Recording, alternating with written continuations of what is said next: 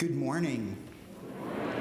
Welcome to New England Congregational Church. My name is Brandon Perrine. I have the privilege of serving with this congregation, and we are delighted to welcome you on this Pride Celebration Sunday.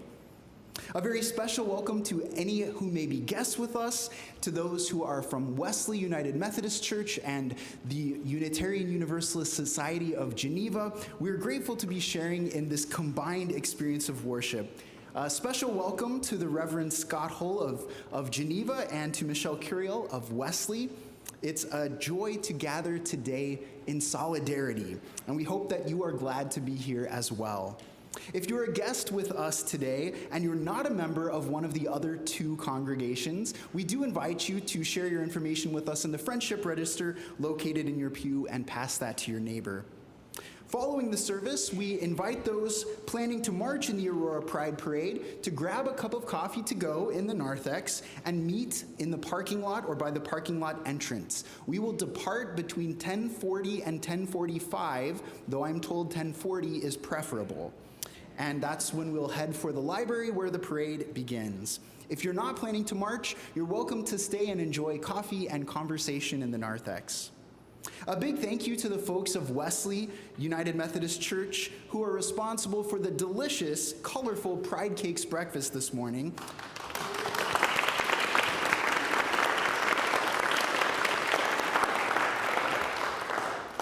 That was a wonderful way to start our celebration.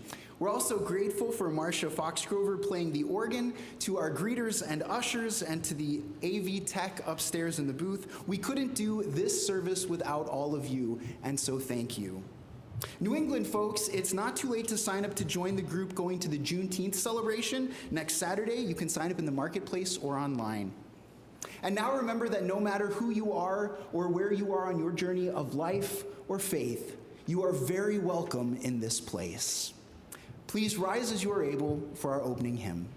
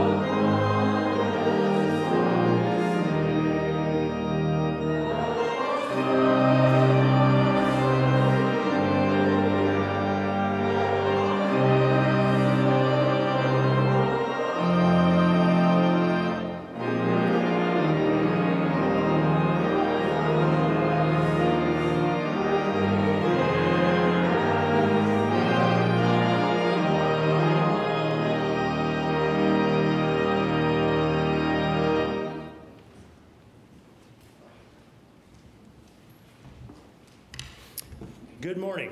Please be seated.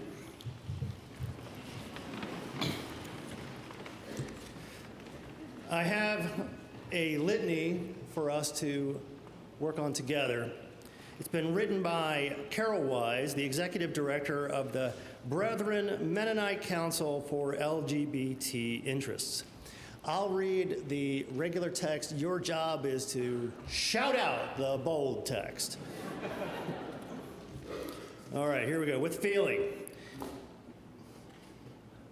Because injustice can break the most eager spirit and force the abandonment of dreams, we hold tenderly our siblings and grieve the loss of vibrancy and faith. Because fear can overwhelm goodness and silence those whom love has called, we decry the betrayal of heaven's own and announce our resolve to speak the truth of our lives. Because hate destroys the human heart and limits the wonders of love, we open ourselves to compassion and offer our lives as witnesses to the healing presence of the divine.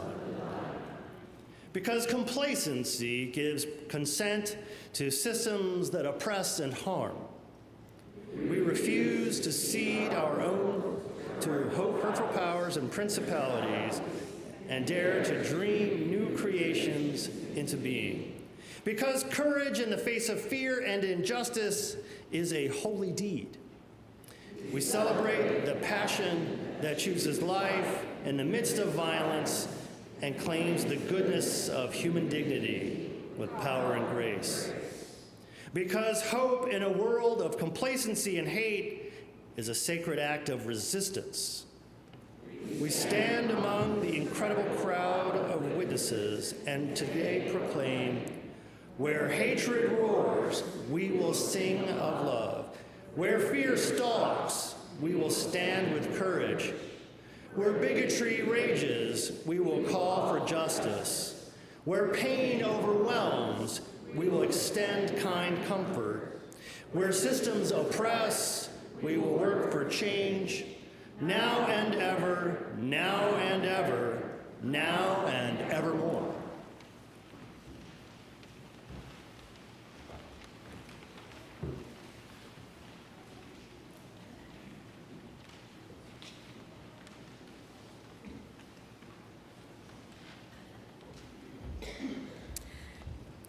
Hello, guys, gals, and non-binary pals.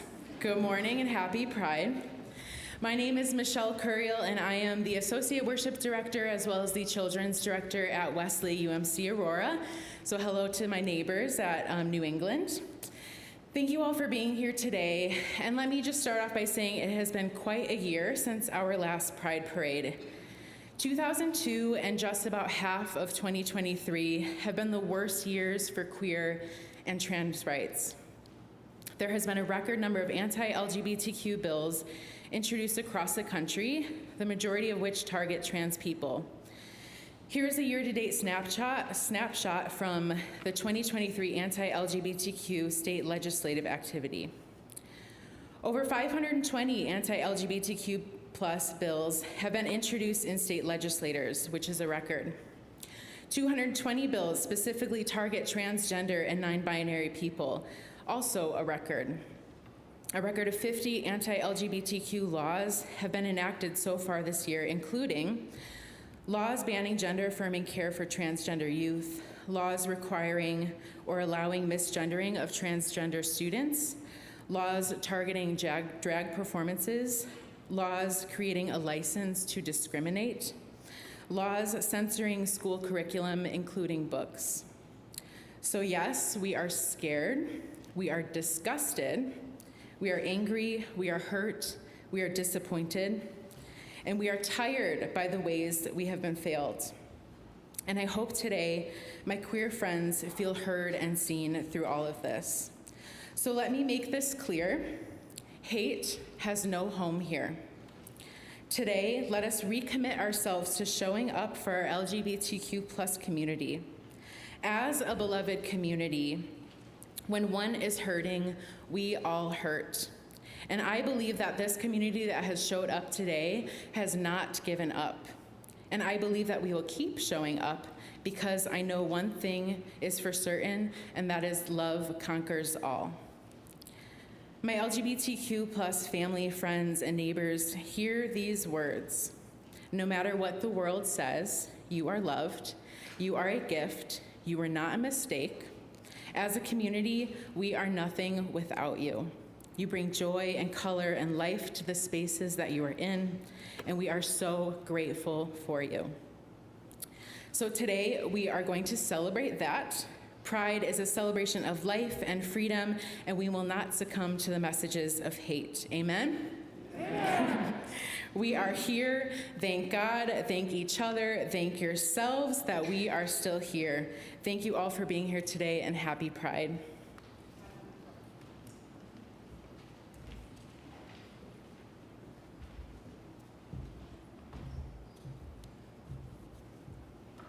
I'm pretty sure that was all we needed to hear, right?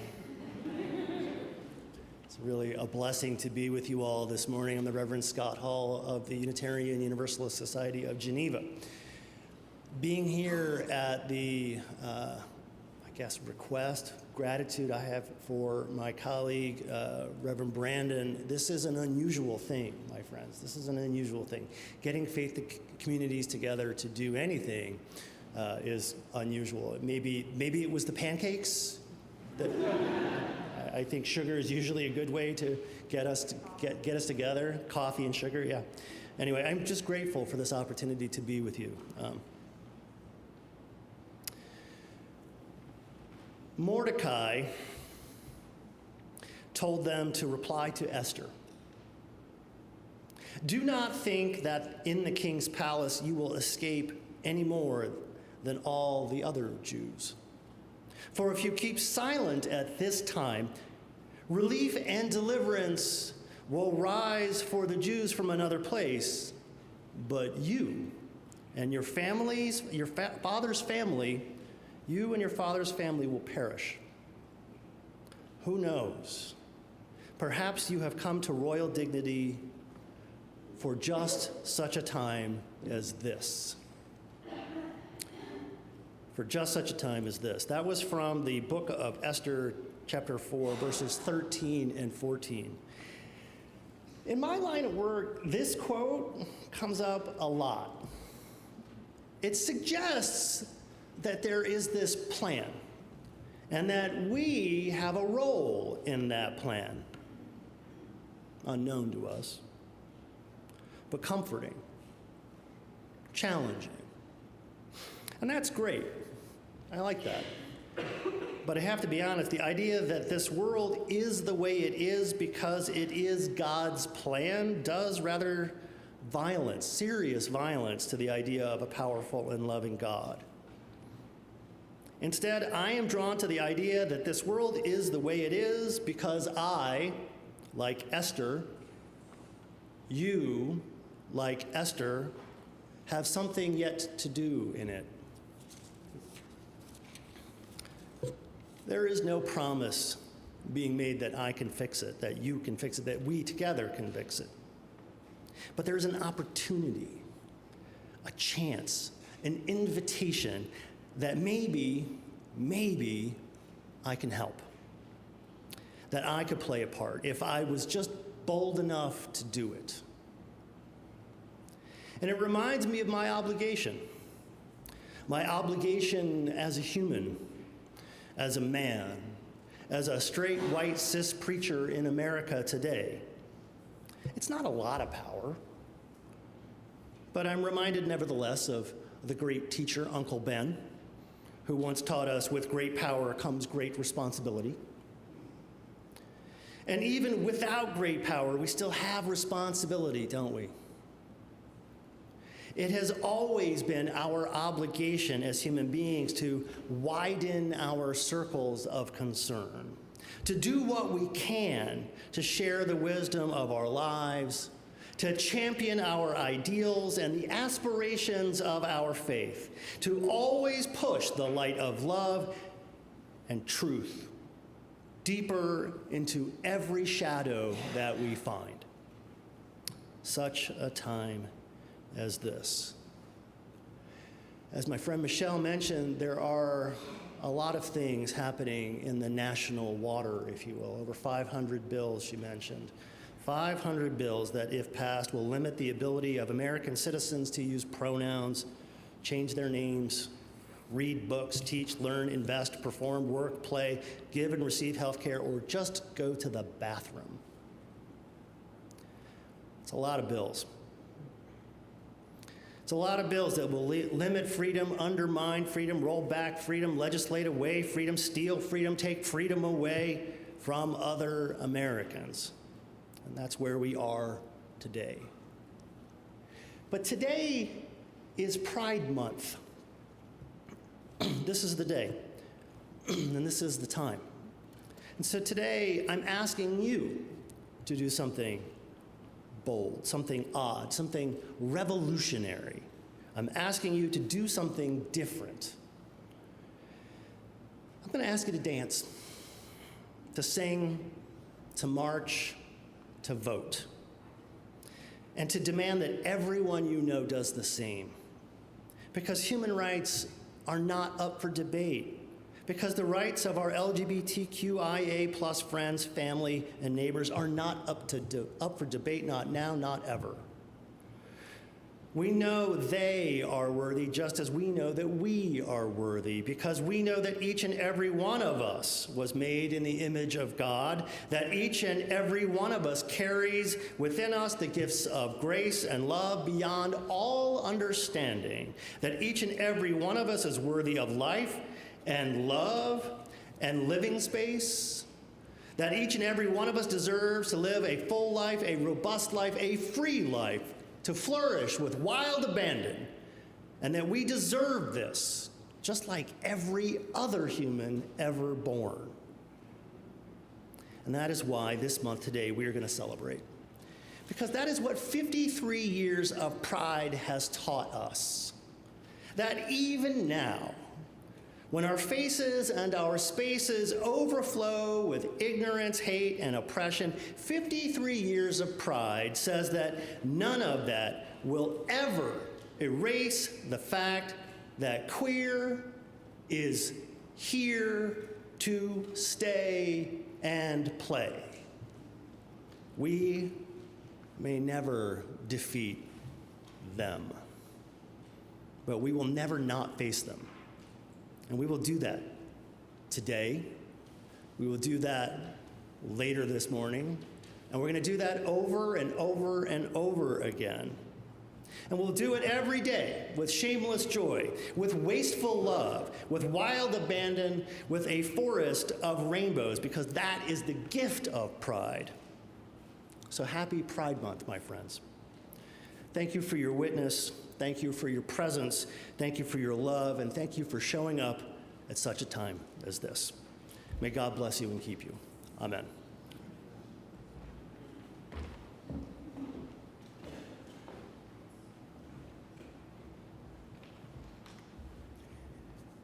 For centuries, maybe longer, religious faith, Christian faith, has been weaponized against all sorts of different people. Women, people of different faiths or no faith at all, academics, people of color, people with mental illness, and of course, the LGBTQ plus community. The forced conversion of masses of people, the unjust acquisition of native lands, colonialism, slavery, inquisitions, pogroms, crusades, and too many wars to count have all been justified in the name of religion. And still today, people of faith have been justifying things like bigotry with faith as a front, using heaven as a rationalization for unhappiness here and now, God's will as a stand-in for their agenda, and the Bible as a battering ram to beat down anyone who disagrees with their views. You all know this. And yet, here we are, sitting in a church on a Sunday morning in Aurora, Illinois. What would we say to the folks lining up right now to march in the Pride Parade this morning? What's the message our presence is meant to convey when we join them? Is it, we're not like those other church people? Is it, we're more enlightened than those other church people? Or is it, we're more desperate for new members than those other church people, and we'll take anyone? No, I don't think it's any of those. Do you? Besides, I don't think any of those messages would come off as particularly good news to the folks we'll be marching with. And churches are supposed to have good news to share. As a formerly gay kid, rather, formerly a kid that is not formerly gay, still gay, as a gay kid growing up in a conservative evangelical household, I wondered what the church's message was for me. Was it that I was somehow broken or misguided? That I could and should get fixed?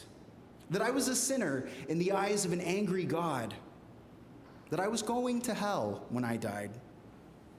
You see, I really needed the church to have a message for me that was about me and not about them, about their church being different from other churches, or more enlightened than other churches, or more desperate for members than other churches.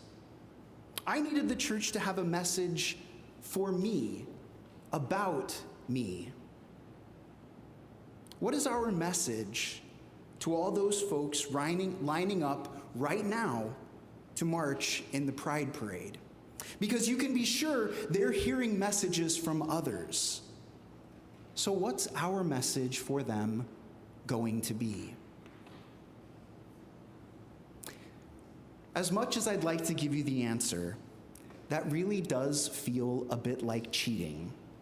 Besides, I'm positive there are more than one right answer to this question.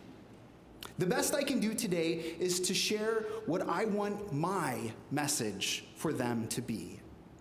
I want them to hear this: I see you. I affirm you. I love you. I celebrate with you and walk with you and work with you. You complete my community because the beautiful, colorful, and queer piece of the puzzle that you are is exactly the one we didn't have before you were part of it. Because of you, I see in greater color and clarity the very face of God. What is your message for them? What is your congregation's message for them? Let's make sure it's actually good news for them. May it be so. Amen.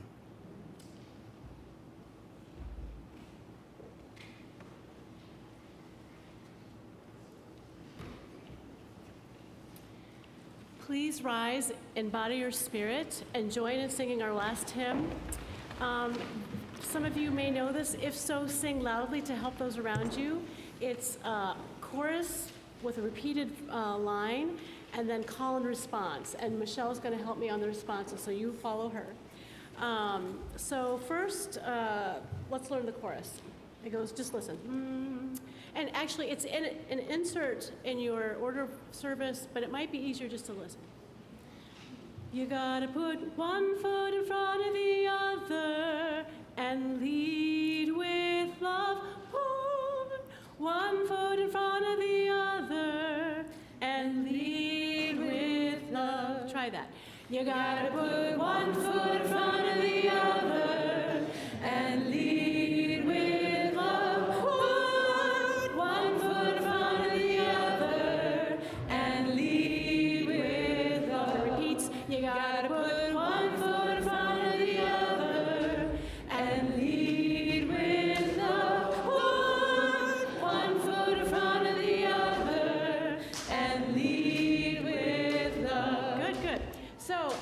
after that will be call and response. And everyone could walk with me. You gotta put one foot in front of the other and lead with love. Put one foot in front of the other and lead with love. You gotta put one foot in front of the other and lead with love. Put one foot in front of the other and lead with love. Don't give up hope. Don't give up hope. You're not alone. You're not alone. Don't you give up. Don't you give up. Keep moving on. Keep moving on. You gotta put one foot in front of the other and lead with love. Put one foot in front of the other and lead with love. You gotta put one foot in front of the other and lead with love. Put one foot in front of the other and lead with love. Lift up your eyes. Lift up your eyes. Don't you despair. Don't you despair. Look up ahead. Look up ahead. The path is there. The path is there. You gotta put one foot in front of the other and lead with love. Put one foot in front of the other and lead with love. You gotta put one foot in front of the other and lead with love. Put one foot in front of the other and lead with love. I know you're scared. I know you're scared. And I'm scared too. And I'm scared too. But here we are. But here we are. Right next to you. Right next to you. You gotta put one foot in front of the other and lead with love. Put one foot in front of the other and lead with love. You gotta put one foot in front of the other and lead with love. Put one foot in front of the other and lead with love. And lead with love. And lead with love. Thank you. That was wonderful.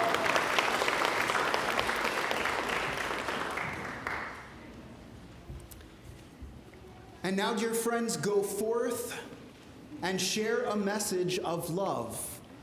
If necessary, use words. And may the love of God, the friendship of Jesus, and the peace of God's Spirit bless and keep you this day and always. Amen.